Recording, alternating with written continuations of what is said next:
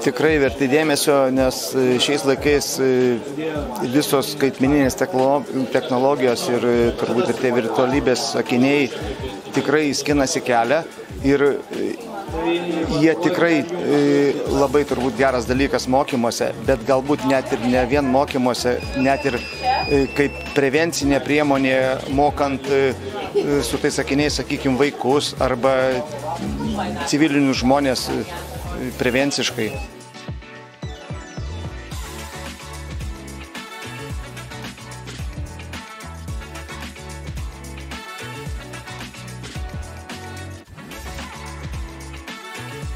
Savo įstaigoje virtualios realybės akinių mes neturime, tačiau matome, kad tai yra puikiai mokymo priemonė ir bent jau mūsų tarnyboje, tai matau šią galimybę panaudoti, pavyzdžiui, prevencinėje veikloje, nes aš manau, kad augančiai naujai kartai tai yra tikrai įdomu ir būtų tikrai puikus panaudojimas.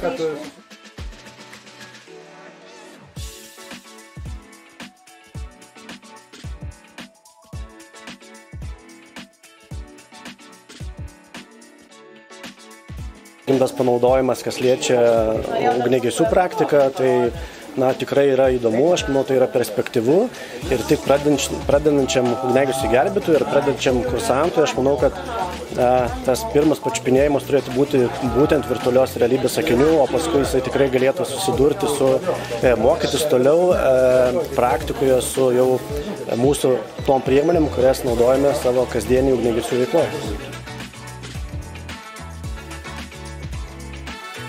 Tai aišku, virtualios realybės akiniai, kaip ir kitos technologijos, turi ateitį ir jas reikia tik plėtoti ir vystyti. Ir šiandien dienos pristatymo metu mes matėm, kokia tai ateitis, kaip palengvina mokymo procesą tiek mokytojams, dėstytojams, tiek patiems kursantam.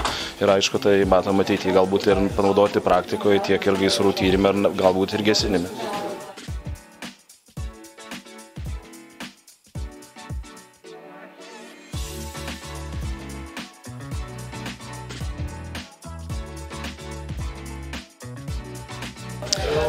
Būtent tokių realybės akinių, kad teko išbandyti pas jūs, mes neturime. Mes turim simuliacinės klases, kurias šiek tiek kitaip pritaikom, bet stengiamės būti inovatyvus.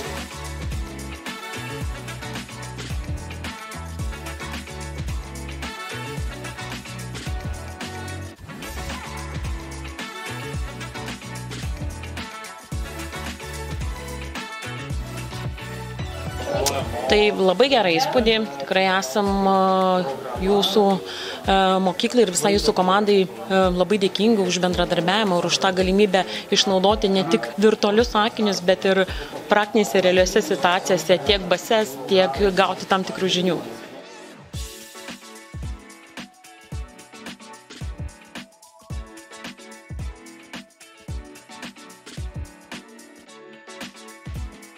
Tikrai taip, 100%, ypatingai atsižvelgiant ir žiūrint į jaunąją kartą, tai mes turime eiti kojon ir rasti tų naujų būdų, kaip galėtumėm pritraukti. Tai tikrai palengvina mokymosi procesą, kad pasiekti tų siekimų rezultatų.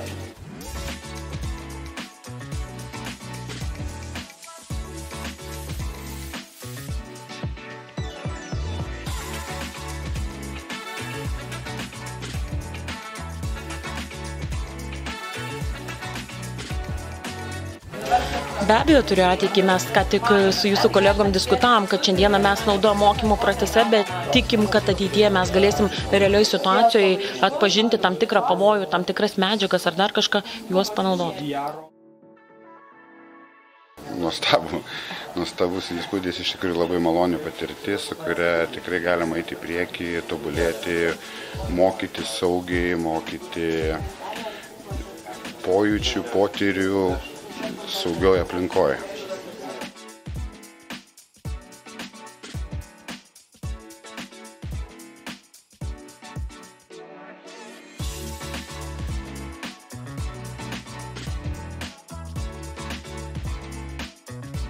Be abejo, nes dabar žymi tas naujas kartas, kada vaikai prie kompiuterių sėdi ir tai jas domina, tai čia mūsų ateitis.